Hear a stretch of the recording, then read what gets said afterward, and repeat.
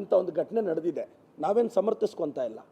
ಅದಕ್ಕೆ ಸಂಬಂಧಪಟ್ಟ ಅಧಿಕಾರಿಗಳನ್ನ ನನ್ನ ಮುಖ್ಯಮಂತ್ರಿಗಳು, ಮುಖ್ಯಮಂತ್ರಿಗಳು ಖಂಡಿತವಾಗೂ ಸಸ್ಪೆಂಡ್ ಮಾಡ್ತಾರೆ.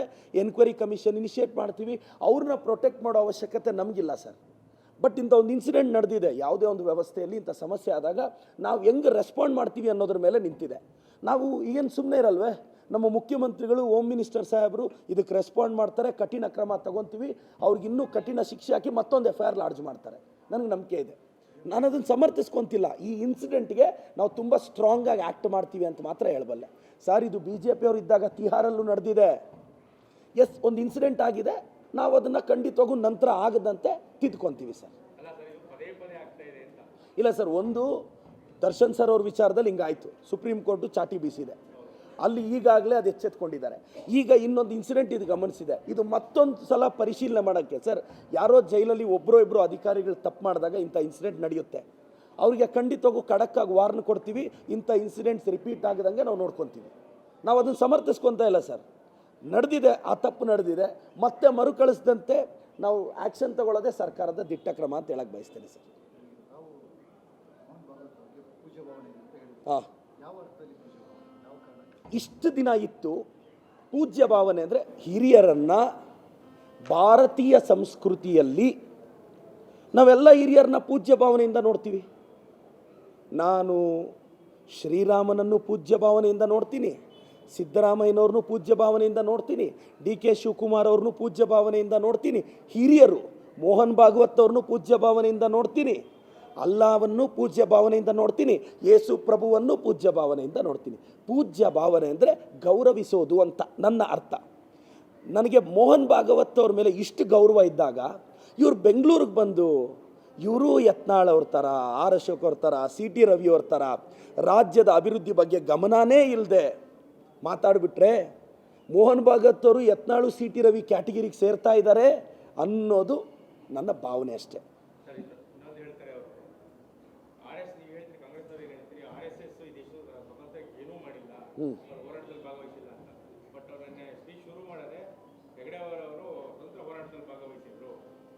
ನಾನು ಹೇಳೋದಿಷ್ಟೇ ಸರ್, ಏನೋ RSS ಅವರಿಂದನೇ ಈ ದೇಶಕ್ಕೇನು ಸ್ವಾತಂತ್ರ್ಯ ಬಂದಿಲ್ಲ.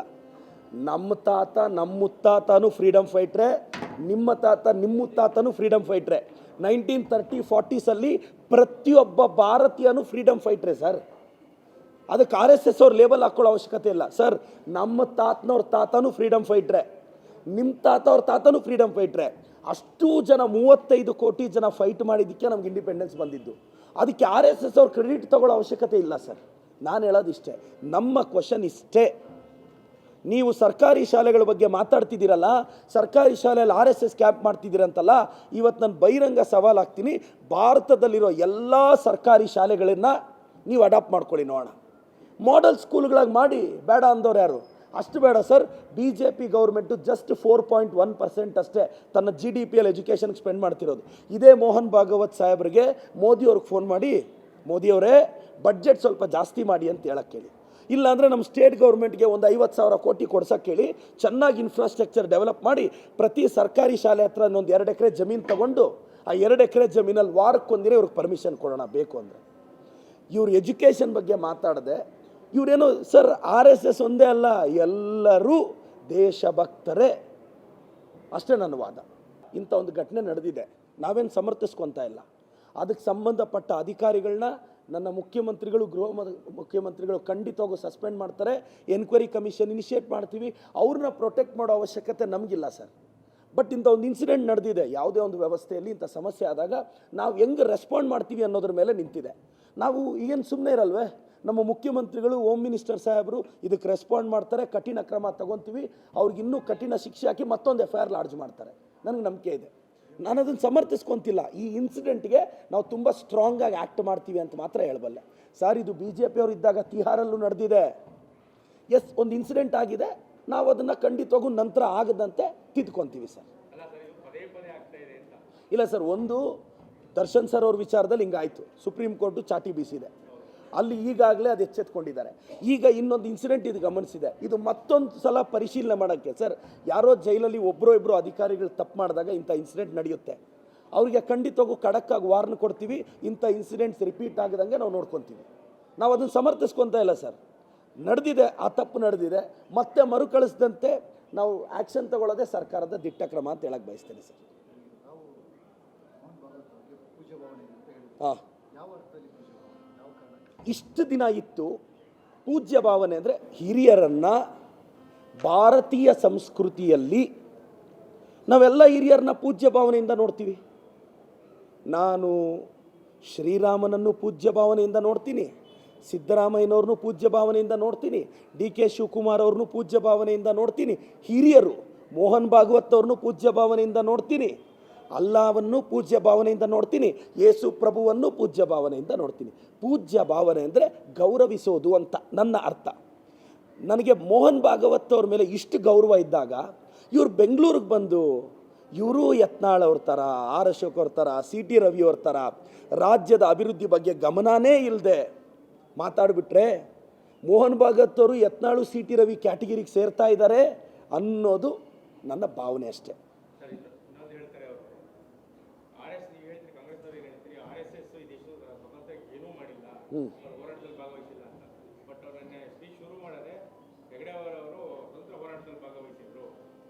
ನಾನು ಹೇಳೋದು ಇಷ್ಟೇ ಸರ್, ಏನೋ RSS ಅವರಿಂದನೇ ಈ ದೇಶಕ್ಕೇನು ಸ್ವಾತಂತ್ರ್ಯ ಬಂದಿಲ್ಲ.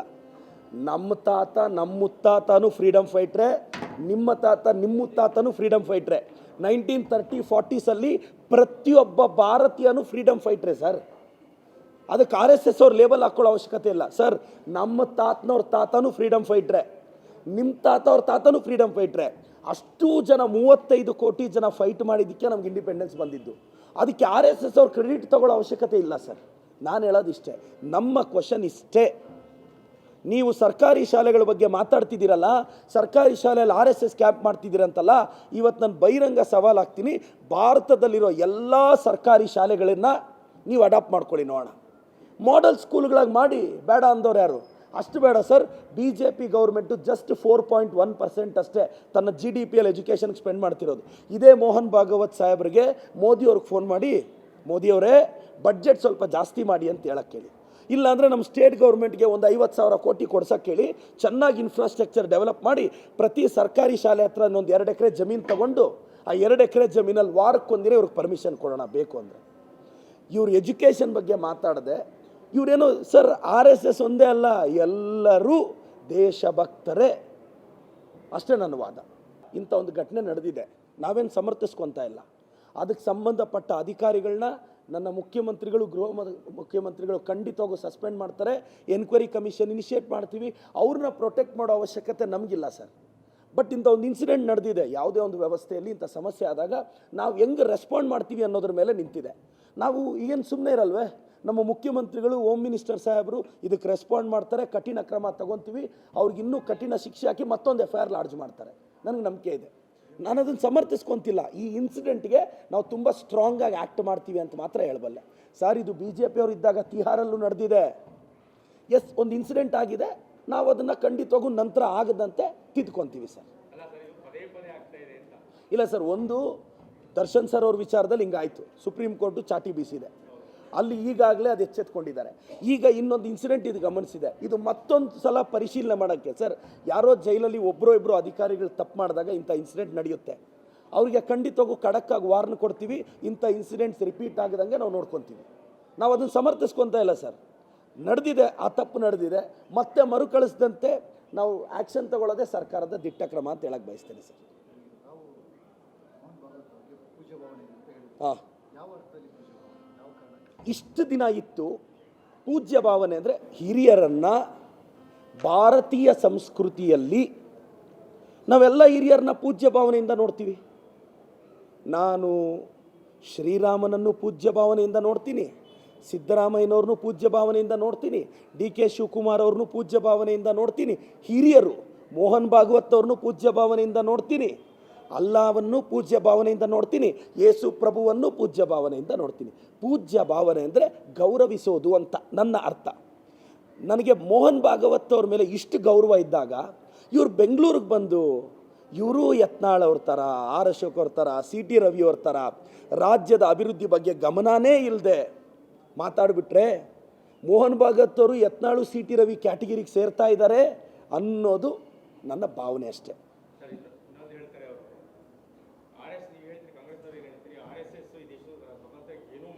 ಹೋರಾಟದಲ್ಲಿ ಭಾಗವಹಿಸಿಲ್ಲ ಅಂತ. ಬಟ್ ಅವರನ್ನ ಸ್ಪೀಚ್ ಶುರು ಮಾಡದೆ ಹೆಗಡೆ ಅವರು ಸ್ವತಂತ್ರ ಹೋರಾಟದಲ್ಲಿ ಭಾಗವಹಿಸಿದ್ರು. ನಾನು ಹೇಳೋದು ಇಷ್ಟೇ ಸರ್, ಏನೋ RSS ಅವರಿಂದನೇ ಈ ದೇಶಕ್ಕೇನು ಸ್ವಾತಂತ್ರ್ಯ ಬಂದಿಲ್ಲ. ನಮ್ಮ ತಾತ ನಮ್ಮ ಮುತ್ತಾತನೂ ಫ್ರೀಡಮ್ ಫೈಟ್ರೆ, ನಿಮ್ಮ ತಾತ ನಿಮ್ಮ ಮುತ್ತಾತನೂ ಫ್ರೀಡಮ್ ಫೈಟ್ರೆ. 1930-40ಸಲ್ಲಿ ಪ್ರತಿಯೊಬ್ಬ ಭಾರತೀಯನೂ ಫ್ರೀಡಮ್ ಫೈಟ್ರೆ ಸರ್. ಅದಕ್ಕೆ RSS ಅವ್ರು ಲೇಬಲ್ ಹಾಕೊಳ್ಳೋ ಅವಶ್ಯಕತೆ ಇಲ್ಲ ಸರ್. ನಮ್ಮ ತಾತನವ್ರ ತಾತನೂ ಫ್ರೀಡಮ್ ಫೈಟ್ರೆ, ನಿಮ್ಮ ತಾತ ಅವ್ರ ತಾತನೂ ಫ್ರೀಡಮ್ ಫೈಟ್ರೆ. ಅಷ್ಟು ಜನ 35 ಕೋಟಿ ಜನ ಫೈಟ್ ಮಾಡಿದ್ದಕ್ಕೆ ನಮ್ಗೆ ಇಂಡಿಪೆಂಡೆನ್ಸ್ ಬಂದಿದ್ದು. ಅದಕ್ಕೆ RSS ಅವ್ರು ಕ್ರೆಡಿಟ್ ತಗೊಳ್ಳೋ ಅವಶ್ಯಕತೆ ಇಲ್ಲ ಸರ್. ನಾನು ಹೇಳೋದು ಇಷ್ಟೇ, ನಮ್ಮ ಕ್ವಶನ್ ಇಷ್ಟೇ. ನೀವು ಸರ್ಕಾರಿ ಶಾಲೆಗಳ ಬಗ್ಗೆ ಮಾತಾಡ್ತಿದ್ದೀರಲ್ಲ, ಸರ್ಕಾರಿ ಶಾಲೆಯಲ್ಲಿ RSS ಕ್ಯಾಂಪ್ ಮಾಡ್ತಿದ್ದೀರಂತಲ್ಲ, ಇವತ್ತು ನಾನು ಬಹಿರಂಗ ಸವಾಲು ಹಾಕ್ತೀನಿ, ಭಾರತದಲ್ಲಿರೋ ಎಲ್ಲ ಸರ್ಕಾರಿ ಶಾಲೆಗಳನ್ನು ನೀವು ಅಡಾಪ್ಟ್ ಮಾಡ್ಕೊಳ್ಳಿ ನೋಡೋಣ. ಮಾಡೆಲ್ ಸ್ಕೂಲ್ಗಳಾಗಿ ಮಾಡಿ, ಬೇಡ ಅಂದವ್ರು ಯಾರು? ಅಷ್ಟು ಬೇಡ ಸರ್. BJP ಗೌರ್ಮೆಂಟು ಜಸ್ಟ್ 4.1% ಅಷ್ಟೇ ತನ್ನ GDPಯಲ್ಲಿ ಎಜುಕೇಷನ್ಗೆ ಸ್ಪೆಂಡ್ ಮಾಡ್ತಿರೋದು. ಇದೇ ಮೋಹನ್ ಭಾಗವತ್ ಸಾಹೇಬ್ರಿಗೆ ಮೋದಿಯವ್ರಿಗೆ ಫೋನ್ ಮಾಡಿ, ಮೋದಿಯವರೇ ಬಡ್ಜೆಟ್ ಸ್ವಲ್ಪ ಜಾಸ್ತಿ ಮಾಡಿ ಅಂತ ಹೇಳಕ್ಕೆ ಹೇಳಿ. ಇಲ್ಲಾಂದರೆ ನಮ್ಮ ಸ್ಟೇಟ್ ಗೌರ್ಮೆಂಟ್ಗೆ ಒಂದು 50,000 ಕೋಟಿ ಕೊಡ್ಸೋಕ್ಕೆ ಹೇಳಿ, ಚೆನ್ನಾಗಿ ಇನ್ಫ್ರಾಸ್ಟ್ರಕ್ಚರ್ ಡೆವಲಪ್ ಮಾಡಿ, ಪ್ರತಿ ಸರ್ಕಾರಿ ಶಾಲೆ ಹತ್ರ ಒಂದು 2 ಎಕರೆ ಜಮೀನು ತೊಗೊಂಡು, ಆ 2 ಎಕರೆ ಜಮೀನಲ್ಲಿ ವಾರಕ್ಕೊಂದಿನ ಇವ್ರಿಗೆ ಪರ್ಮಿಷನ್ ಕೊಡೋಣ ಬೇಕು ಅಂದರೆ. ಇವ್ರು ಎಜುಕೇಷನ್ ಬಗ್ಗೆ ಮಾತಾಡದೆ, ಇವರೇನೋ ಸರ್ RSS ಒಂದೇ ಅಲ್ಲ, ಎಲ್ಲರೂ ದೇಶಭಕ್ತರೇ, ಅಷ್ಟೇ ನನ್ನ ವಾದ.